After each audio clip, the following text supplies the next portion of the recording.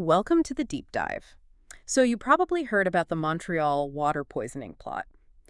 Big news cycle, right? Looked like a crisis averted, domestic terror case solved, the bad guy convicted. Yeah, exactly. But today, we're going deep into why that solved case was maybe the most dangerous lie of all. Right, we're going into the messy aftermath, showing how that initial, very public crime wasn't the end game. It was more like a smokescreen. A very elaborate distraction, Hmm. designed to hide something much, much bigger.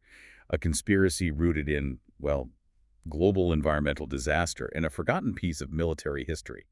Quite a story. So Chief Inspector Gamache and his team Beauvoir, Lacoste, they felt this right away. They did, almost immediately. When the poisoning was stopped, there wasn't that sense of relief you'd expect. It was more insufficient. Insufficient, how so? The scale just felt off. The immediate crime, however horrific, didn't quite match the forces they felt were moving behind the scenes. It felt like a prelude, A misdirection. Exactly. A way to keep everyone busy looking one way, while the real plan, the truly catastrophic one, moved forward somewhere else. And they realized pretty quickly this wasn't just a Canadian issue. This was international. And the sources, we've got Gamache's own notes, encrypted files, his observations, they start to paint this picture, right? Piece by piece. Absolutely. A terrifying mosaic, as you put it. And a lot of the critical stuff comes from this biologist, Charles Langlois. Young guy, brilliant, murdered because he stumbled onto something huge. So our mission today is basically to follow Gamache's decryption process, to connect the dots like they did. Yeah, we're talking a hidden map, a notebook everyone ignored at first, and the last word of a dying man. Putting those together reveals this geopolitical time bomb. Decades in the making, you said. Decades. And we'll show you how that final word Langlois uttered, family, connects straight to this old, shelled U.S. invasion plan, war plan red. An invasion plan against Canada. You heard right. And the trigger wasn't old-school politics or money, not primarily anyway. It was climate change, water scarcity. That's the real driver here. Wow. Okay. So this deep dive is about seeing how these huge existential threats can hide behind more, I guess, spectacular crime. Precisely. You had to look past the conviction, past the immediate horror, and see the much bigger game being played. A game tied to the future of resources and survival. Okay, so let's start where the investigation essentially had to restart. Not in some high-tech lab, but with Gamache himself recovering. Right, in Three Pines, that quiet village. But he's not just recovering physically, he's deeply scarred, mentally too. And this is key because how he was feeling, his physical state, it changed everything about how he approached this. How so? What was going on with him? Well, the sources really detail the trauma. He's got this constant high-pitched ringing in his head, tinnitus from the explosion at the water plant. A permanent shriek is how it's described. That sounds awful. It created this sort of psychological buffer, between him and the world. Made it harder to process things normally. So he had to rely much more heavily on his other senses. Yeah. Observation, gut feeling. His sixth sense, they called it. And that's the one. His intuition about people, about lies. The noise forced him inward, made him observe differently. So it's debilitating, but also maybe sharpening other skills. In a way, yes. A deeper, slower processing. The sources mentioned him noticing tiny details in Three Pines. A light switch clicking, the feel of worn rugs, the art on his walls, things he hadn't maybe focused on before the noise. Grounding things. And it mentioned some confronting aging, too. Yeah, seeing the lines on his face, thinking about survival, Yeah. about the victims he couldn't save. It puts him in a very specific, very contemplative headspace for tackling what comes next. Which brings us back to the clues from Langlois, the biologist. Right, and that honed observation was crucial here. Two things jump out immediately. First, Langlois' last moments. He died holding Gamache's hand, looking right at him. Very sense. Coughed up one word, blood spattered. Family. His family? Just family. Gamache knew instantly it wasn't random. It had to be a key. A pointer towards the sixth family, the mafia organization. Okay, that's one clue. What was the other? The notebooks. This was a huge realization. They'd focused on the first notebook, the one that helped unravel the immediate poisoning plot. The fatal one. Made sense at the time. Sure. But they'd filed away the second notebook, dismissed it almost, as just preliminary field notes, random jottings. But it wasn't. Not at all. It turned out that notebook was the crucial one, full of complex notations, equations, weird drawings. Langlois' real warning about the truly dreadful threat, the one that was still out there. And he left a physical clue, too. The map. Yes, the map. And where it was hidden says a lot. not in some obvious place. It was concealed inside a cylinder Where? in the monastery of Saint-Gilbert-en-Tellurure, a place already steeped in, well, ritual and darkness. It signals this wasn't your average conspiracy. Now here's where Gamache takes a massive gamble, right? He finds this map. And he hides it immediately from everyone. Sûreté, RCMP, the lot. Why? That seems incredibly risky. Because his gut told him this map had nothing to do with the poisoning plot they just solved. It pointed somewhere else, somewhere bigger, more dangerous, and international. Meaning he suspected the rot went high up, that maybe even law enforcement was compromised. Exactly. He couldn't trust the system with his piece. He needed his own team and Langlois' laptop to figure out what those markings on the map really meant. That secrecy tells you how deep he thought the problem went right from the start. Which brings us to the players who were still moving pieces on the board after the initial crisis. Right. First, you have the guy who took the fall, Marcus Lauzon, former deputy prime minister, the Black Wolf, convicted for the poisoning. But Gamache had doubts, even though Lauzon's actions led to Gamache's own injury. He did. Profound doubt. He watched the conviction, saw the evidence presented. It was too neat. Gamache called it a superhighway of damning evidence. Just too direct. Laid out almost perfectly for investigators. So he thought Lauzon was maybe framed, a patsy. Or, potentially even more complexly, maybe Lauzon wanted to be caught for the poisoning. A sacrificial lamb playing a longer game, preferring prison's relative safety to whatever the real conspirators might do to him on the outside. Wow. Okay, so Lauzon's role is murky. But then there's the other power player. Don Moretti, head of the Sixth Family. The capo di tutti capi, essentially. Top boss of the Montreal Mafia. And his reputation. Ruthless. Known for killing rivals, even his own father, apparently, for crossing lines or collaborating with the wrong people. Huge influence over infrastructure politics. So not someone you'd expect to be involved in, well, whatever this bigger plot is. But Moretti himself let slip a crucial detail. He complained that if Gamache hadn't interfered with the initial poisoning, the first part of the plan would have been wrapped up quickly. Confirming the poisoning was just step one? Exactly.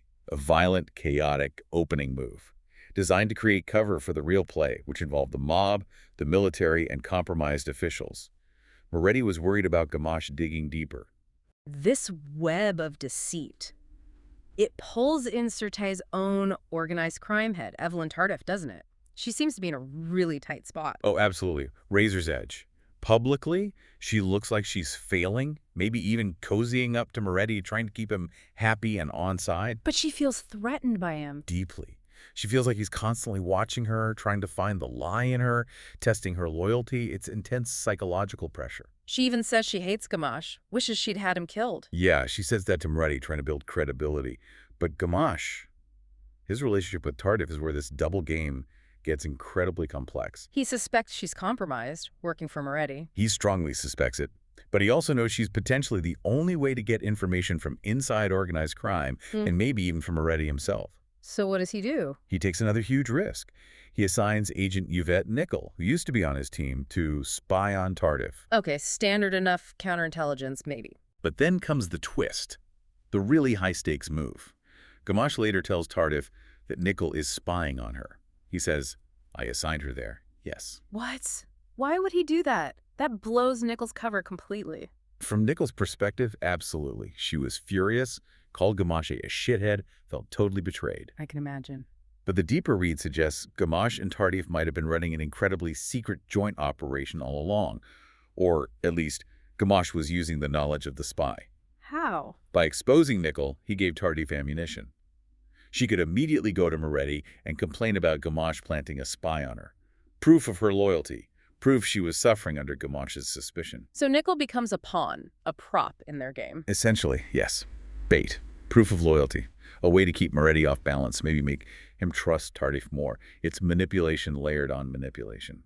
Exhausting and incredibly dangerous for everyone involved. Keeping track of who's playing whom here is dizzying. It really shows how compromised everything must have felt. It does. Which makes the real underlying trigger even more significant. This wasn't just about power games. It connects back to the environment. Right, Dr. Vivienne Lapierre, the environmental biologist. Head of her department. Her research had been warning about changes in remote Canadian lakes for years. Algae levels shifting. She called it the dew line, like the old Cold War radar system. Exactly. An early warning system. The canary in the mine, indicating rapid ecological change. But the crucial context she provides is geopolitical, Water security. the new global threat. As climate change fuels droughts and pollution elsewhere, water-poor nations will inevitably look towards water-rich nations, And Canada is very, very water-rich. making it uniquely vulnerable. Clean water is becoming the ultimate currency, the new battleground. It's an existential stake. And this ties directly back to Langlois' work and that remote lake where Castonguay was found. Directly. When Dr. Lapierre and Lacoste tested the water at that last lake Langlois visited, they found the pH levels were way off, elevated. But it wasn't a simple contamination. No, it puzzled Lapierre initially, until she had the breakthrough. She realized the elevated pH, the specific chemical signature, it had to be caused by potash, ash. From the massive apocalyptic wildfires that had been scorching millions of hectares of Canadian forest, this was the smoking gun. Because scientific link. Undeniable proof. The potassium confirmed the water contamination came directly from those fires. And crucially, fires that the investigation started to suspect were engineered. Engineered wildfires. How? That comes later, with the technology. But the effect was immediate. The ash wasn't just local, it fell like a blanket on major American cities, smothering them, as the sources describe it. Creating an international incident. And the conspirators pounced on it. This environmental disaster wasn't treated as just a tragedy of climate change. It was immediately framed, weaponized. How? What was the narrative? The narrative pushed, especially on the dark web and through certain channels, was that this was the worst attack on American soil since 9/11. Implying Canada was responsible. Deliberately attacking the U.S. with fire and ash. Precisely. An incredibly potent emotional pretext for retaliation. Using a climate catastrophe as cover for an act of aggression, essentially. Turning nature itself into the justification for conflict. Okay, so they have the motive water scarcity and the pretext the engineered fires framed as an attack. How did the team figure out the actual plan? It was locked on Langlois' laptop, right? Right. And getting in required cracking 3 very distinct layers of code. It needed specialized knowledge from different fields. Layer 1, the password for the laptop itself. That came from the map hidden in the monastery. Remember those bizarre numbers and symbols Langlois left on it? Yeah, what were they? It took Shona Dorian, the investigative journalist Gamache brought in, working outside official channels to crack it. She identified them as isobars. Isobars, like on a weather map. Exactly. Lines connecting points of equal atmospheric pressure. By using isobars as the password, Langlois was sending a huge signal. That the threat was environmental, meteorological. Fundamentally, tied to weather systems, air currents, large-scale atmospheric forces, not just politics or crime. Okay, so isobars gets them into the laptop. What's clue number 2? Inside the laptop, the key file wasn't named watersheds, as you'd expect for hydrological data. It was deliberately misspelled. Watersheds. 2 words. Why the typo? Langlois wouldn't make that mistake. Gamache recognized it instantly. It wasn't about a geographical boundary. It was an idiom. A watershed moment. A turning point. Confirming the focus was water, but also signifying this was the critical juncture. Precisely. The moment everything changed. Confirming the entire plot pivoted on water scarcity and control. And the third clue, this involved some kind of tech. Yes, terrifying tech. FEDS, Fire Event Detection Suite. Both Lawson, from prison, and U.S. General Burt Whitehead warned Gamache about this separately. What is FEDS? It's a real NASA-created predictive technology, highly sophisticated, uses satellite data, atmospheric modeling, AI. To do what? Track fires. Way beyond tracking. To predict, with frightening accuracy, when and where the ash plumes from a megafire would travel, where they would land, and what the downstream water contamination effects would be. So, if you could predict the fallout, you could potentially engineer the fire itself. Start it in the right place at the right time, under the right conditions, knowing exactly where the devastating ash cloud would go. Turning a wildfire into a precision weapon, targeting U.S. cities while maintaining plausible deniability. That was the chilling implication General Whitehead conveyed. Engineering a natural disaster to fit the attack narrative perfectly. Using climate science for geopolitical warfare. Unbelievable. So they get past the codes, they understand the tech. What did they find inside that watersheds file? What was the actual plan? The core of it all. The full operational updated revival of War Plan Red. I've heard of that vaguely. Wasn't that some old dusty plan from like the 1920s? Originally conceived around 1919, yes. A U.S. military plan for an armed invasion of Canada, seizing key ports, railways, resources. But it was never serious, right? Just a contingency. It was updated over the years under different presidents, but yes, always remained theoretical, a relic of a different era. Until now. What was its new purpose? To use the climate crisis, the water scarcity in the U.S., the engineered wildfires blamed on Canada as the trigger. The documents laid out how to frame the situation as Canada attacking the U.S., thereby justifying a WPR invasion to seize Canada's freshwater resources for America's long-term survival. So resource annexation disguised as self-defense. Exactly. And the plan wasn't just a U.S. military fantasy. The architects were a cross-border network. Cool. High-level Canadian politicians, powerful industry leaders, some likely coerced by Moretti, others perhaps just greedy and key U.S. officials. People who genuinely believed they needed Canada's water perhaps saw it as their right. This is staggering, the scale of it. And the body count really underscores how high the stakes were, how brutal the people behind it were. We know about Langlois, the biologist. Who else? Frederic Castonguay. He was Langlois' close friend and also an assistant to Jean Caron, who we later learned is a key conspirator. Castonguay was found near that remote lake. Executed. Zip-tied hands, single bullet to the back of the head. Professional hit. He must have been the one who found the laptop Langlois hid before he died. He knew too much. And there was a third victim, linked to Moretti. Margot Chalifot. She ran an activist group, Action Quebec Bleu, which seemed legitimate, but was actually funded by Moretti. She was found murdered in the caves near the monastery. Right kind of method. In Capredimento. It's a particularly horrific, ritualistic mafia execution method, reserved for the worst traitors. Rope around the ankles and neck, forcing self-strangulation. Finding her like that told Gamache everything he needed to know about the ruthlessness involved. This wasn't just political maneuvering or organized crime. This was something else, something truly dark. Pure evil, as he put it. Okay, so the team finds War Plan Red. They know the plan, they know the players, they see the brutality. What happens when they try to act on this?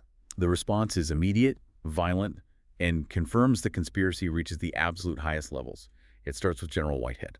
The U.S. Joint Chiefs head, he was helping Gamache. He confirmed WPR was real, active, and being implemented by rogue elements.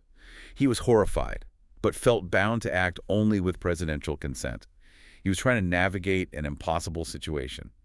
He was assassinated in the White House, shot while apparently shielding the president during an attack. In the White House? Yes. It proved the conspiracy wasn't just some fringe group. It had infiltrated the heart of U.S. power. And it silenced Whitehead before he could fully expose the plot or stop it from the inside. A devastating blow. But it must have galvanized Gamache, pointed him towards the ultimate source. Absolutely. All the threads, the political maneuvering, the environmental trigger, Moretti's muscle, the sheer brutality, the WPR document, they all finally led to one person. The real Black Wolf. The architect. The man who used the climate crisis and the mob to orchestrate it all. Canadian Prime Minister James Woodford. The Prime Minister himself, but his image was all about social justice. A carefully constructed mask. Behind it, he was driving this continental coup. How did Gamache confront him? He couldn't just walk into the PM's office with this. No, the system was too compromised. He needed undeniable, instantaneous proof. So he used Shona Dorian, the journalist. The one who'd previously tried to destroy Gamache's career. The very same. Yeah. An ultimate irony and an act of incredible trust, or maybe desperation. He arranged for her to secretly live-stream his confrontation with Woodford. Livestream? To whom? To Paul Workman, a highly respected national journalist, ensuring it went public immediately, bypassing any official filters or suppression. And Woodford's reaction? He didn't deny War Plan Red. He didn't try to talk his way out. When faced with the evidence, his immediate reaction was violence. What did he do? He ordered a security detail to physically assault Gamache, Lacoste, and Dorian, to stop them, right there, from revealing WPR to the waiting journalist. That raw display of power broadcast live, it exposed him completely. The mask finally came off. Shattered. Live. For the world to see. But exposing the Prime Minister like that must have triggered an immediate crisis, a scramble for control. An all-out emergency. It required this incredibly complex counter-coup, relying on some very unlikely allies. Like Lauzon, the convicted former deputy PM. Yes, we learn he was playing a double game. He fed Gamache crucial intel from prison, like the real location of the firebombers, not the decoy airfield everyone assumed. He was trying to survive and expose Woodford. And Tardif, the organized crime chief who seemed compromised. Turns out she wasn't a mob asset. She was CSIS, Canadian intelligence, deep cover for years, using her supposed loyalty to Moretti to gather intel.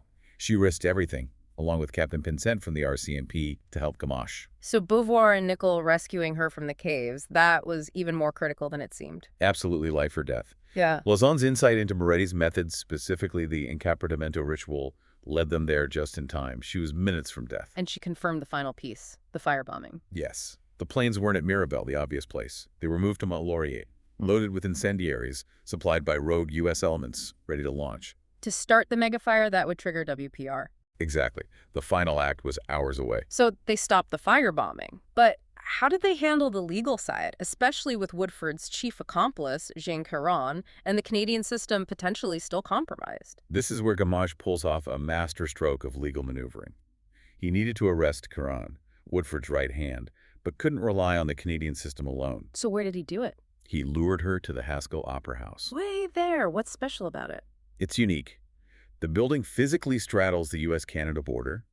The stage is in Canada, but the entrance and most seats are in the U.S. There's literally a black line painted on the floor marking the border. Okay, so... So Gamache arranged for CPO Oscar Flores, General Whitehead's aide, who survived the White House attack, to be there on the U.S. side. As Caron crossed that black line on the floor entering the U.S. section, They arrested her? Flores arrested her for the technical offense of illegally crossing the border into the United States. Brilliant. A minor charge, but it got her onto U.S. soil. Exactly. Circumventing the compromised Canadian system, ensuring she faced justice in a jurisdiction they could trust, and preserving all the evidence she carried about the network. A legal checkmate. And the fallout after that was on. Moretti. Lauzon was immediately rearrested after helping. Gamache allowed it. Prison was probably the safest place for him, protecting him from assassination. And it kept the pressure off, making Woodford think the threat was contained. Smart. Keep the real mastermind complacent. Right. The other conspirators, Canadian and American, were rounded up based on the WPR documents and testimony. Moretti himself apparently turned informant pretty quickly once he grasped the sheer scale of the treason he'd gotten mixed up in. Wow. Just what a takedown. It really wasn't just a crime, was it? Not even close. It was, like you said, a coup attempt, spanning 2 countries, involving organized crime, politics, military intelligence, all triggered by the very real, very present danger of climate change and the fight for water. A test of everything, really. And the core lesson seems to be this threat isn't going away. That's the chilling takeaway, isn't it? The conspiracy was stopped this time. The fires were prevented, the plotters caught.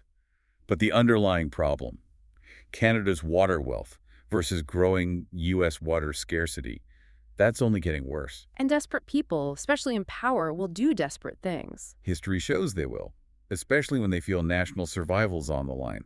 The climate crisis isn't just background noise here. It's the engine driving future conflict. What Gamache and his team did, they won because they saw the connections, right? The links between environmental science, history, crime, politics. They looked past the obvious lie, the initial crime. They connected a dusty, decades-old invasion plan to the most modern crisis we face. They saw how War Plan Red, a forgotten contingency, suddenly found its terrifying justification in resource collapse. They looked deeper, connected the oldest threats to the newest realities. Exactly, which leaves us with a pretty stark final thought. War Plan Red, this time, was maybe executed too soon. A gamble by desperate people who saw an early opportunity in the climate crisis. So the question is, If this catastrophic plot failed, mainly because it was premature, what happens down the line? When the water crisis isn't just looming, but biting hard. When War Plan Red, or something like it, doesn't seem like a crazy gamble, but maybe a logical necessity for survival from one side's perspective. That's the question we're left with. That's the real ticking clock.